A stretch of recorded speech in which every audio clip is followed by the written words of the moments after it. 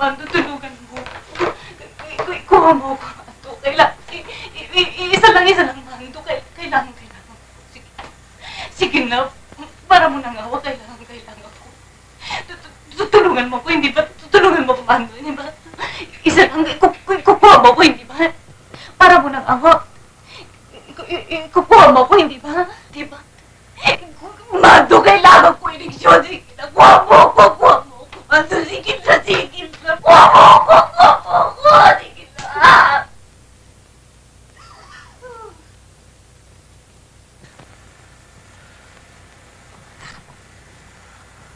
Patawarin mo ko. Ngunit kailangan gawin ko yun. Ngunit kailangan ko ang gamot, Mando. Kailangan mong gamot ko. Kapag hindi mo, mamamatay ako. Lalo kung mamatay kung hindi ka titigil sa bisyo yan. Pakinggan mo ako, Dolores. Gusto mo bang gumaling ka? Nalalaman kong mahirap gawin ito. Kailangan paglabanan mo ang sarili.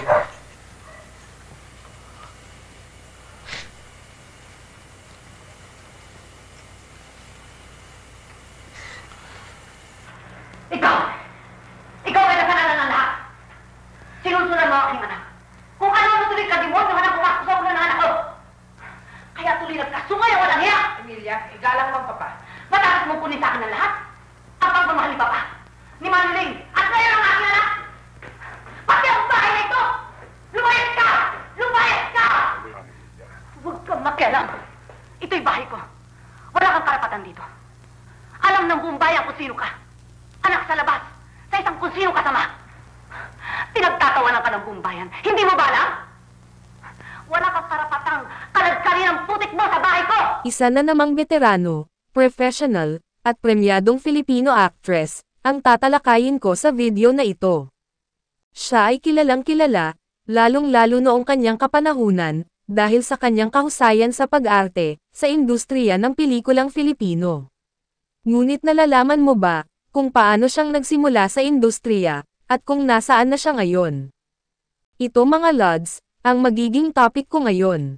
Kung gusto nyo ng ganitong klaseng content, mangyaring pindutin lamang ang subscribe button, at i-click na rin ang notification bell, para lagi kayong updated sa mga susunod kong videos. Halika't, alamin natin ang maikling kwento ng buhay, at naging sanhi ng kamatayan, ng isang magaling, premyado, at tinitingalang artista noong kanyang kapanahunan. Pero bago ang lahat, ay isang maikling intro muna tayo.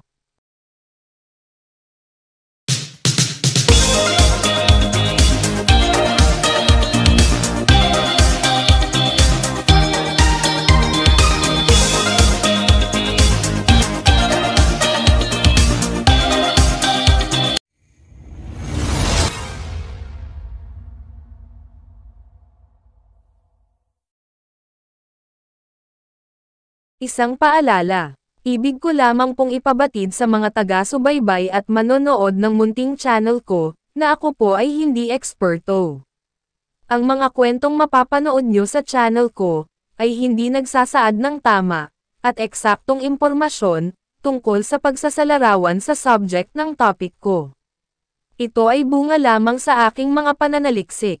Maraming salamat po.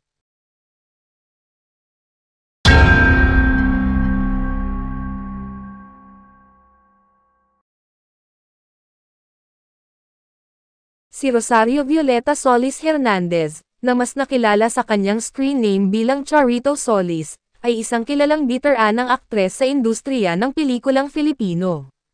Siya ay itinuturing na isa sa mga pinakamahusay at pinakamaimpluwensyang aktres sa kasaysayan ng pelikulang Filipino. Siya ay ipinanganak noong October 6, 1935, sa Tondo, Metro Manila.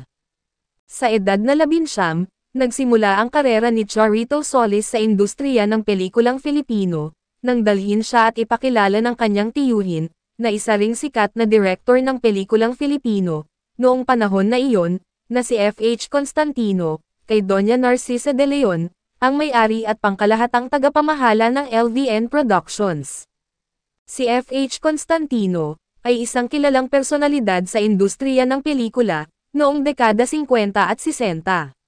Bilang isang artista at direktor, siya ay may malaking impluwensya at koneksyon sa industriya.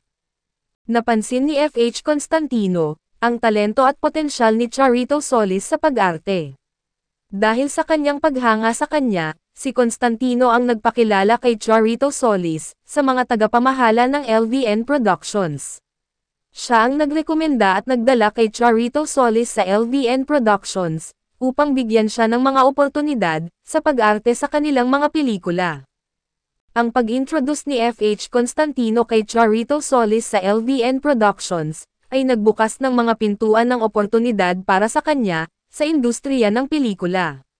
Ito ang naging simula ng matagumpay na karera ni Charito Solis bilang isang aktres sa LVN Productions at sa buong industriya ng pelikula sa Pilipinas. Mula nga noon, si Charito Solis ay naging bahagi ng LVN Productions, isa sa mga pinakasikat na film production companies noong dekada 50 at 60. Ito ang kumpanya kung saan siya unang nakilala at nagsimula sa pagganap sa mga pelikula. Bilang bahagi ng LVN Productions, si Charito Solis ay lumabas sa iba't ibang mga pelikula ng kumpanya. Ipinakita niya ang kanyang husay sa pagganap at kakayahang dalhin ang iba't ibang mga papel. Sa pamamagitan ng mga pelikulang ito, siya ay naging isang kilalang personalidad sa industriya ng pelikulang Filipino. Unang pelikulang ginawa ni Charito Solis sa nasabing kumpanya ay ang Niña Bonita, isang adaptasyon ng It Happened One Night ni Frank Capra. Naging matagumpay ang nasabing pelikula.